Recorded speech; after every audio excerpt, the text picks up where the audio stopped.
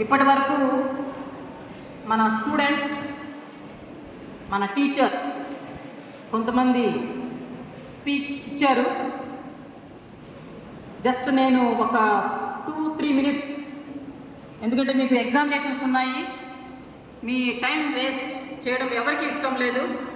So 2-3 మినిట్స్లో నేను complete చేస్తాను. మహాత్మా గాంధీ గారి గురించి జస్ట్ కొన్ని ఇన్స్పిరేషనల్ ఇన్సిడెంట్స్, ఆయన చైల్డ్హుడ్ స్టేజ్లో ఏం జరిగినాయని కొన్ని తెలుసుకుంటే మీకు చాలా యూస్ఫుల్గా ఉంటుంది. మహాత్మా గాంధీ గారికి డార్క్ అంటే చాలా భయం, నైట్ డార్క్నెస్, చీకటి, చాలా భయం. ఒకరోజు ఆయన కరెంట్ పోయింది, నైట్ టైం. ఒక రూమ్ నుండి ఇంకో రూమ్కి వెళ్ళాల్సిన పరిస్థితి ఏర్పడింది. ఆ టైంలో ఇంట్లో మెయిడ్ సర్వెంట్ ఉన్నది. మెయిడ్ సర్వెంట్ అతను ఆ డార్క్లో ఒక రూమ్ నుండి ఇంకో రూమ్కి మూవ్ అవ్వడానికి చాలా భయపడుతూ ఉన్నాడు. వెంటనే మెయిడ్ సర్వెంట్, గాంధీ ఎందుకు భయపడుతున్నావు, ఏం కాదు వెళ్ళు అని చెప్పి అన్నది. అప్పుడు గాంధీ గారు ఏం చెప్పారంటే, నాకు చీకటి అంటే చాలా భయం, నేను ఇక్కడ నుంచి మూవ్ అవ్వలేను, ఈ రూమ్ నుండి ఆ రూమ్కి వెళ్ళాలి అంటే మధ్యలో ఏదైనా ఘోస్ట్ వస్తుందేమో, దయ్యం ఘోస్ట్ వస్తుందేమో, నన్ను తినేస్తుందేమో, నన్ను ఏదైనా చేసేస్తుందేమో అని ఆయన చాలా భయపడిపోయారు. వెంటనే మెయిడ్ సర్వెంట్ ఏం చెప్పిందంటే, గాంధీ నువ్వు భయపడాల్సిన అవసరం లేదు, భగవంతుణ్ణి ఒక్కసారి స్మరించు, హే రామ్ అనే వర్డ్ స్మరించు, నీకు ఉన్న భయం అంతా పోతుంది అని చెప్పింది. వెంటనే గాంధీజీ హే రామ్ అనుకుంటూ స్మరించుకుంటూ ఒక రూమ్ నుండి ఇంకో రూమ్కి వెళ్ళాడు. అలాంటి పరిస్థితులు అతనికి ఏమీ అవ్వలేదు. సో దేవుణ్ణి స్మరించుకుంటూ వెళ్ళడం వలన, దేవుణ్ణి తలుచుకోవడం వలన, ఆయన నమ్మడం వలన ఏమీ జరగదు, అంతా మంచే జరుగుతుంది అనే ఒక కాన్ఫిడెన్స్, ఒక నమ్మకం అనేది ఆయనలో ఏర్పడింది. అప్పటి నుంచి ఆయన ధైర్యంగా పోరాటం నేర్చుకున్నారు. అంత భయపడే వ్యక్తి ఇండిపెండెన్స్ గురించి అంత స్ట్రగుల్ పడి మన దేశాన్ని బ్రిటిష్ పరిపాలన నుంచి వాళ్ళ నుంచి తొలగేటట్లు చేసి వాళ్ళని మన దేశం నుంచి బయటికి నెట్టేశారు. అంటే ఎంత ధైర్యంగా పోరాడారు. ఆ ధైర్యం ఎక్కడి నుంచి వచ్చింది? Because of God. మన నమ్మకం, మనకి మన మీద నమ్మకం ఉండాలి. మనకి మన మీద నమ్మకం లేనప్పుడు భగవంతుడిని కనుక నమ్ముకుంటే ఆ దేవుడు మనల్ని ముందుకు నడిపిస్తాడు. ఆయనకి రాముడు అంటే చాలా ఇష్టం. రఘుపతి రాఘవ రాజారాం పతిత పావన సీతారాం. ఇప్పుడే మనం భజన చేసాం, అవునా? ఎందుకు భజన చేసాం? అందరం కలిసి ఆయనకి చాలా ఇష్టం కాబట్టి, ఆయనకి చాలా ఇష్టం. అలాగే నిన్నందరం కూడాను క్యాంపస్ క్లీనింగ్ డ్రైవ్లో పార్టిసిపేట్ చేశాము. ఎందుకు? ఆయనకి క్లీన్లీనెస్ అంటే చాలా ఇష్టం. చాలా నీట్గా ఉండాలి, క్లీన్గా ఉండాలి, హైజీనిక్ కండిషన్స్ ఉండాలి, హెల్తీ పాపులేషన్ ఉండాలి, హెల్తీ ఎన్విరాన్మెంట్ ఉండాలి. అలాంటి వ్యక్తిలో ఫస్ట్ పర్సన్ ఎవరంటే మహాత్మా గాంధీ గారు. సో ఆయనకి డ్రైవింగ్ ఫోర్స్ ఏంటి? God, faith, belief, confidence. అది ఎక్కడి నుండి వచ్చిందంటే భగవంతుడిని నమ్ముకోవడం వల్ల. అది ఆయనకి డ్రైవింగ్ ఫోర్స్. ఇంకో ఎగ్జాంపుల్ చెప్తాను. ఆయన సౌత్ ఆఫ్రికాలో ఒక ఆశ్రమ్ స్కూల్ ఎస్టాబ్లిష్ చేశారు. ఆ స్కూల్లో చాలామంది స్టూడెంట్స్ ఉన్నారు. మీ అందరికీ తెలుసు, స్టూడెంట్స్ అందరికీ ఒకే విధంగా ఐక్యూ ఉండదు. ఇంటెలిజెంట్ కోషంట్ అనేది అందరికీ ఒకే విధంగా ఉండదు. ప్రతి క్లాస్ రూమ్లో 3 గ్రూప్ ఆఫ్ స్టూడెంట్స్ ఉంటారు. Average students, below average students and above average students. Gandhi గారు ఎక్కువ మార్క్స్ వచ్చిన వాళ్ళని ఎప్పుడూ అప్రిషియేట్ చేసేవాడు కాదు. పిల్లలకి అర్థం కాలేదు, మాకు ఫస్ట్ ర్యాంక్ వచ్చింది, 95% వచ్చింది, 90 వచ్చింది, సెకండ్ ర్యాంక్ వచ్చింది, థర్డ్ ర్యాంక్ వచ్చింది, గాంధీ గారు మమ్మల్ని ఎప్పుడు కూడా అప్రిషియేట్ చేయలేదు అని వాళ్ళు ఫీల్ అవుతూ ఒకరోజు గాంధీ గారిని అడిగారు, మీరు ఎందుకని మమ్మల్ని అప్రిషియేట్ చేయట్లేదు? మేము కష్టపడి చదివాము, ఫస్ట్ ర్యాంక్ వచ్చింది, 95%, 99% వచ్చింది అని. అప్పుడు ఆయన ఒకే మాట చెప్పారు, అందరూ ఒకే విధంగా ఉండరు, కానీ కొంతమందికి ఐక్యూ ఎక్కువ ఉంటుంది, ఇంటెలిజెన్స్ ఎక్కువ ఉంటుంది, వాళ్ళు కొంచెం కష్టపడినా కానీ మార్క్స్ బాగా వస్తాయి, అది వాళ్ళ అదృష్టం, వాళ్ళ జీన్స్ అలాంటివి. బట్ కొంతమంది పిల్లలకి ఐక్యూ తక్కువ ఉంటుంది. తక్కువ ఉన్నా కానీ వాళ్ళు టైం వేస్ట్ చేయకుండా కమిట్మెంట్తో, డెడికేషన్తో, హార్డ్ వర్కింగ్ నేచర్తో వర్క్ చేశారు కాబట్టి అలాంటి వాళ్ళని నేను అప్రిషియేట్ చేస్తాను అని చెప్పాను. సో ఆయనలో ఉన్న గొప్పతనాన్ని మనం ఒక్కసారి అందరూ కూడా ఆలోచించాలి. ఈ పాయింట్ అర్థమైంది అందరికీ? ఐక్యూ అందరికీ ఒకే విధంగా ఉండదు, కానీ మనం టైం వేస్ట్ చేయకుండా మన ధర్మం ఏంటి, మనము ఏమి చేయాలి, మన డ్యూటీ ఏంటి, మన రెస్పాన్సిబిలిటీ ఏంటి, అది మనం కరెక్ట్గా చేసామనుకోండి, అది గ్రేట్నెస్ రియల్లీ. అర్థమైందమ్మా? రైట్. ఇంకో ఎగ్జాంపుల్ చెప్తాను.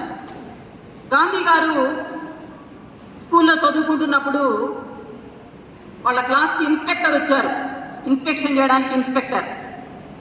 ఇన్స్పెక్టర్ క్లాస్కి వచ్చిన తర్వాత ఒక 5 words డిక్టేట్ చేశారు. డిక్టేషన్, స్పెల్లింగ్ మిస్టేక్స్ లేకుండా ఇంగ్లీష్లో ఆయన 5 words చెప్పారు. ఆ 5 words చాలా మంది స్టూడెంట్స్ రాశారు వితౌట్ స్పెల్లింగ్ మిస్టేక్. మన గాంధీ గారు ఒక 4 words రాశారు, but 5th word he could not right it.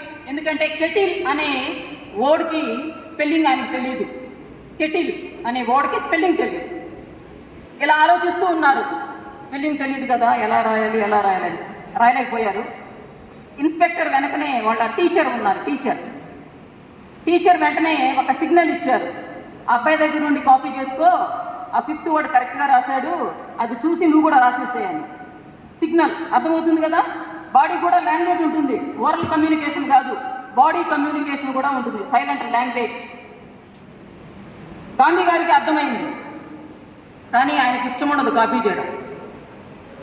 Teacher ఎన్నిసార్లు సిగ్నల్ ఇచ్చినా కానీ, నాన్ వెర్బల్ కమ్యూనికేషన్ ఇచ్చినా కానీ గాంధీ గారు వినలేదు. చాలా హ్యాపీగా ఫీల్ అయ్యారు. ఎందుకు? అలాంటి పని తను చేయడం ఇష్టం లేని పని తను చేయలేదు కాబట్టి. సో ఇన్స్పెక్టర్ 5 words అందరిది కూడా కరెక్షన్ చేశారు. గాంధీ గారు 5th word రాంగ్ రాశారు. సో గాంధీ హ్యాపీగా ఇంటికి వెళ్ళిపోయారు. ఆయన ఇంటికి వెళ్ళిన తర్వాత ఒకటి ఆలోచించారు. ఒక టీచర్, మోరల్ వాల్యూస్ నేర్పించాల్సిన టీచర్ కాపీ చెయ్యి, ఎగ్జామ్లో కాపీ కొట్టు, నీకు మార్క్స్ వస్తాయి అని నాకు చెప్పారు. అందుకని అతను చాలా సాడ్గా ఫీల్ అయ్యారు. ఆయన హ్యాపీగా ఎందుకు ఫీల్ అయ్యారంటే, టీచర్, మోరల్ వాల్యూస్ లేని టీచర్, ఒక స్టూడెంట్కి చెప్పకూడని విషయాలు చెప్పి చేయమని రాంగ్ డైరెక్షన్లో నడిపించడానికి ట్రై చేసిన టీచర్ మాటలు వినలేదు కాబట్టి ఆయన చాలా హ్యాపీగా ఫీల్ అయ్యారు. అర్థమైందమ్మా మీకు? మీరు కూడా అలాగే ఉండాలి. రైట్. ఇంకో ఎగ్జాంపుల్ చెప్తాను. గాంధీ గారు ఇప్పుడు నా షర్ట్ వేసుకోవడం చూసారా మీరు? షర్ట్ వేసుకోరు కదా? ఓకే. ఒక అబ్బాయి బాపూజీ అంటే అందరికి ఇష్టమే. బాపూజీ మీరెందుకు షర్ట్ వేసుకోలేదు అంటే, నేను చాలా పేదవాడిని బాబు అని చెప్పాడు.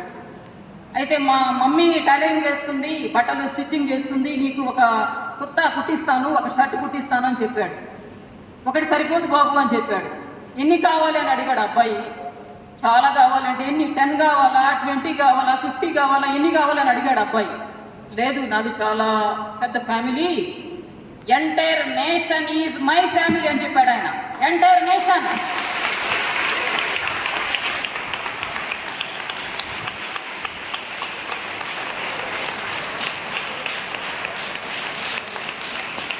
నా ఫ్యామిలీలో 40 crores పీపుల్ ఉన్నారు, చాలా మంది పేదవాళ్ళు ఉన్నారు, వాళ్ళందరికీ కావాలి అంటే ఆయన ఎంత బ్రాడ్గా ఆలోచించారో చూడండి. ఆయన ఫీలింగ్ ఒకసారి అర్థం చేసుకోండి.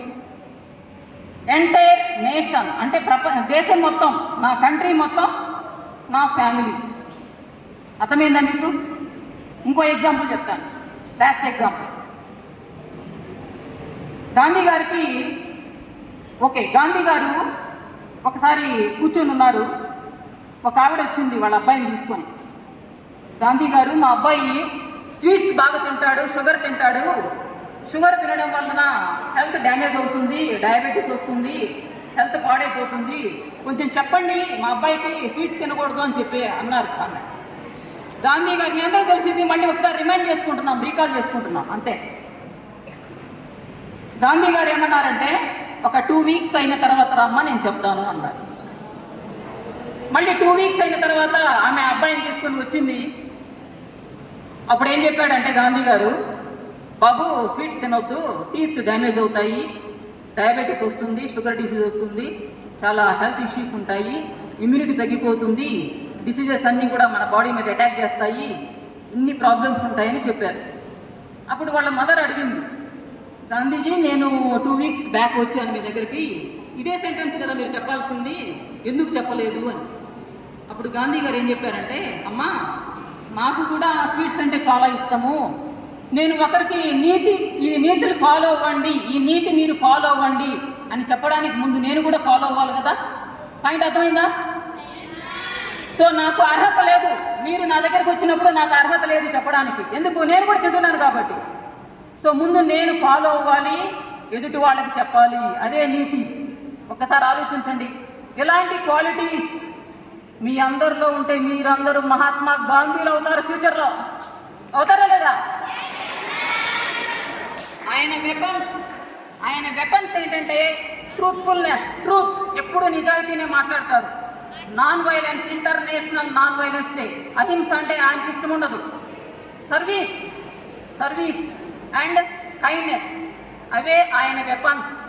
ఆ వెపన్స్ యూజ్ చేసి మన కంట్రీకి ఇండిపెండెన్స్ తీసుకొచ్చారు. Great freedom fighter. So Gandhi గారి ఐడియాలజీ మనం ఫాలో అవ్వాలి.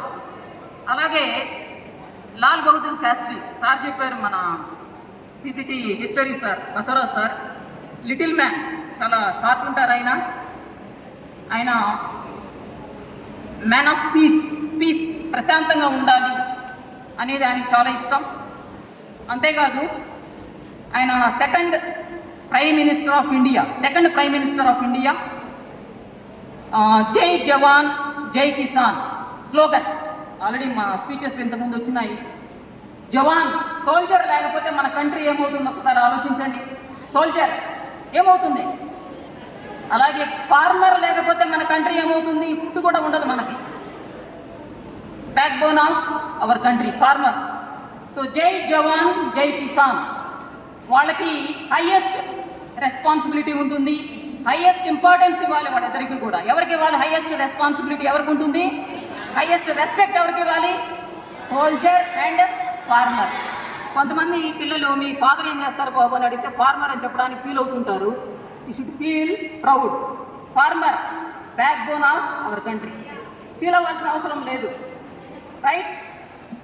అలాగే Lal Bahadur Sastry, he played very important role, major role for green revolution and white revolution. అంటే పంటలు బాగా పండాలి, ఫుడ్ ప్రొడక్షన్ బాగుండాలి, ఫుడ్ ప్రొడక్టివిటీ ఉండాలి, అందరికీ ఫుడ్ అవైలబిలిటీ ఉండాలి, అలాగే మిల్క్ ప్రొడక్షన్ ఇంక్రీజ్ అవ్వాలి, వీటన్నిటికీ మంచి హెల్ప్ చేశారు ఆయన. సో వాళ్ళిద్దరిని మనం ఈరోజు రీకాల్ చేసుకుంటున్నాము, రిమెంబర్ చేసుకుంటున్నాము. వాళ్ళ ఐడియాలజీ, వాళ్ళలో ఉన్నటువంటి మంచి క్వాలిటీస్ మనందరం కూడా ఫాలో అవ్వాలి. అవుతారా లేదా? అట్లీస్ట్ కొన్ని క్వాలిటీస్ అన్నా మీరు ఇంబైబ్ చేసుకోగలిగితే అదే మీరు ఇచ్చే ట్రిబ్యూట్స్, రియల్ ట్రిబ్యూట్స్. ఓకే. జై భారత్, జై జవాన్, జై కిసాన్, జై భారత్, జై గాంధీజీ, జై లాల్ బహదూర్ శాస్త్రి.